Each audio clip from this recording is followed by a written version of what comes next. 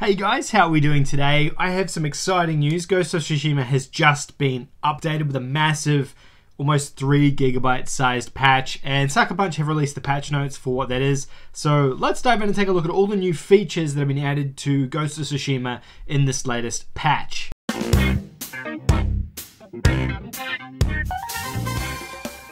Thanks for tuning in, guys. If you're a new viewer of the channel, then please hit the subscribe button down below. I make videos like this every single day looking at the latest trophy, PlayStation, gaming news, and you're going to want to hit that subscribe button so you don't miss out on any of the content. Now today we're taking a look at Ghost of Tsushima. They've just updated the game to patch 1.05. That's a mouthful. This is a 2.7 GB patch, and I thought we'd just run through the patch notes and look at all the new features that have been added to the game. As you guys know already, I am a big fan of the game. I played it like last month now and enjoyed my time with it enormously. It was a great game and a great experience, and it's cool to see them continue to add content to this.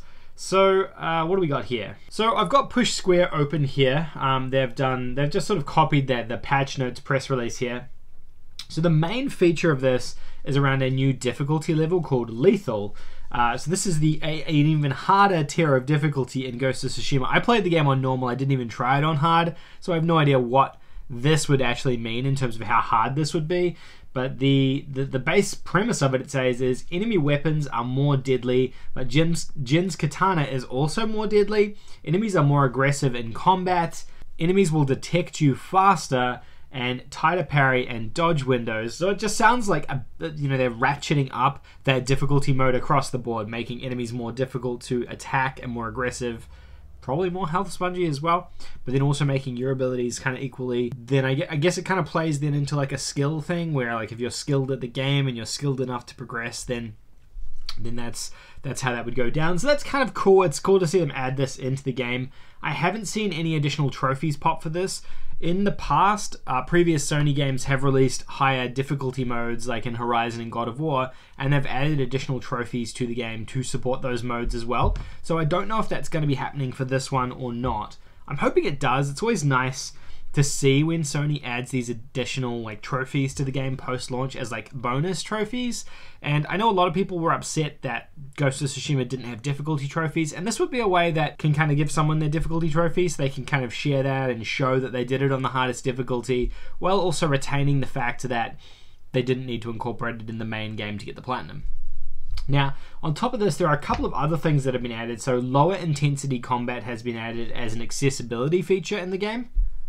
So it says here, lower intensity mode is meant to maintain the heart and feel of Ghost of Tsushima's combat while relaxing several timing specific elements. So I guess this is for people who may not be so good with QTE type events, who may not have the ability to do those kind of things, and I think it's cool to see accessibility things like this get added to games just to make them more inclusive for everybody. Combat is less intense, giving you more time to react, stealth settings are more forgiving, and enemies take longer to detect. So here it says most enemy attacks which are normally unblockable become blockable.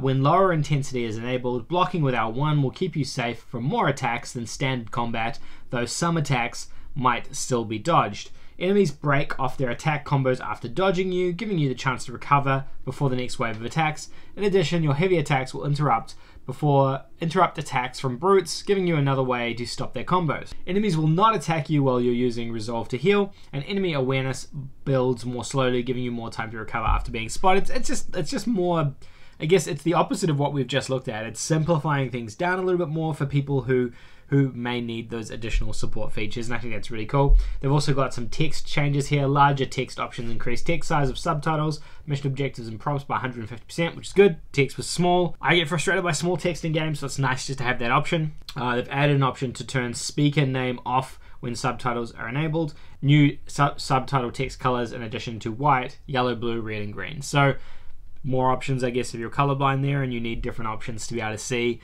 the text. It's cool. I'm down with this. I think this is a cool update. Also just bug fixes, which I guess is kind of just standard part of the course at this point. Really, really solid update, Sucker Punch. Good job, guys. I think this is decent. Nice to see devs continue to support their game past launch, even when it is a success. And nice to see like these things added as like quality of life. You know, harder difficulty for those hardcore players, lower difficulty maybe for people who need more support and more help. I think it's neat.